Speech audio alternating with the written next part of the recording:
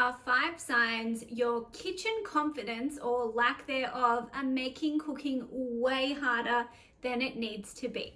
It's your confidence, it's your ability to get in the kitchen and whip up a meal, to use recipes or not use recipes, to meal prep, to meal plan, to do all the things that need to be done because you're a human in a body who needs to eat, because eating and food is your fuel. So at a basic level of survival, you have to eat. So you can do it here in the kitchen by cooking some food, or you can go to the supermarket and get a jar and open the jar and do that, or you can go to a restaurant, or you can get it delivered, whichever way you want to do it. But for health and money and all of those things, and for the natural desire, I think that everyone deep down wants to be able to cook simple meals and have them taste amazing and like have this whole kitchen thing just sorted out. Because if you're a mum, or you're busy, or you're health conscious, you can understand that what you eat directly affects how you feel. Or maybe you're a mother and you have kids and you know that you want to raise them to see good behaviors, good behaviors in the kitchen. You want to model to them how to eat, what's good. You know, you don't just sit there, eat your peas. They copy us and they copy what we do. So our kitchen confidence is all about our ability to get in the kitchen and cook. And this could also include cooking amazing meals, but it can also be to fix meals that we've stuffed up, because no one cooks amazing meals 100% of the time. Lots of the time you're going to mess it up, and it's that ability to have the balls to cover it up that makes the difference.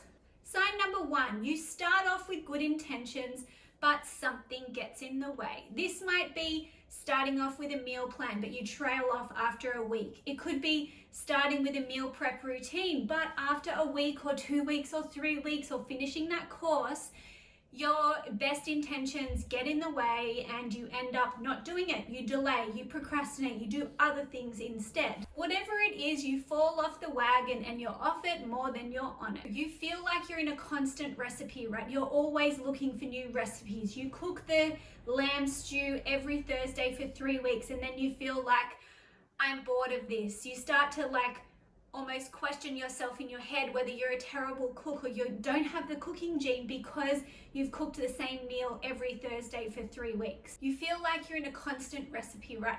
You might even find recipes and you feel like you've cracked the recipe code, but then you cook them a few times and you end up in exactly the same spot because you can't look at them and leapfrog different ingredients. You can't think of new flavor combos to go with what you've got to make it seem new and different because you lack the confidence to trust yourself, to use your creativity, to use your intuition, and to rely on the skills that you have to get you into new creative ventures in cooking. And you begin to second guess yourself after you've cooked that lamb stew 3 Thursday nights in a row or 5 Thursday nights in a row. You start to let it mean X because cooking looks so glamorous from the outside. We see MasterChef and all these shows where everything is so perfect and beautiful and it must be like to the T, but that's not really home cooking. Home cooking is a lot more slapping it together, making it work for you, and it doesn't mean that it needs to be stressful or hard or difficult or any of that, but it just means that you're working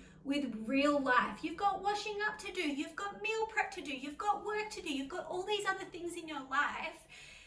The practice of cooking should not hinder those things. In fact, it should help them. It should energize you and make everything else in your life so much easier. You probably also bookmark a whole heap of recipes that you've never really looked at, and they're there. You probably have hundreds in your bookmarks that you've never looked at, and you have the best intentions with them too, but they just never ever get looked at, cooked, itemized, whatever. Do you dream of being able to open the fridge or pantry and whip up a meal with what's there, with what you have, without a recipe? Ditch the Recipes is coming back. Join the waitlist at lunchladielou.com.au/ditch. Sign number 3, and this is a biggie. Cooking feels hypothetically easy. You may be listening to this thinking, nah, not me. I just can't meal prep on the weekend because I have this to do on a Sunday, or I do this during the week, or I'm busy and I have a cool social life and I want to do that, which means I can't do this as well. But at the same time, you never actually make the effort to be home. You never block out the time in your calendar. You never take that 1 hour to get ahead for the week. Instead, you could do a million other things where an hour will go by in a blip, and they're not even that productive compared to this 1 hour that's going to get you so far ahead and actually make your whole week feel easier. And